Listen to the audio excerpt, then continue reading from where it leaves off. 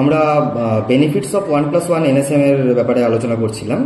তো আমাদের প্রথম যে মোডটা আমরা দেখাচ্ছি এখানে সেটা হচ্ছে ডেনোমিনেশন ডিটেকশন মোড। ডেনোমিনেশন ডিটেকশন মোডে কি হয়, ধরুন আপনার একটা 500-র একটা প্যাকেটের মধ্যে একটা অন্য ডেনোমিনেশন 100 বা 200 ঢোকানো আছে, সেটা আপনি ইজিলি সেগ্রিগেট করে আপনার এই রিজেক্ট পকেট, যেটা সাসপেক্ট পকেট বা রিজেক্ট পকেট, সেখানে আনতে পারবেন।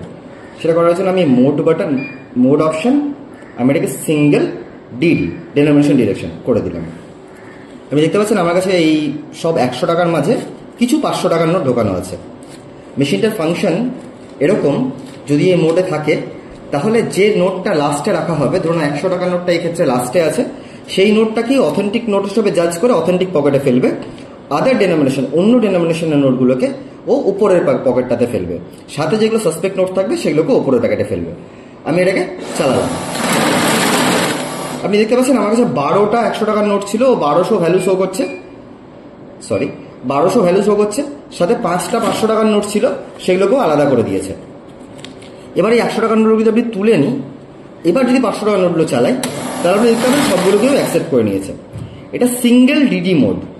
আপনার সুবিধা কি হবে, যে 500 টাকার ভেতরে যদি 100 টাকা, 200 টাকা বা অন্য কোনো ডেনোমিনেশন ঢোকানো থাকে, তাহলে আপনি ইজিলি এটাকে সেগ্রিগেট করে নিতে পারবেন। Thank you.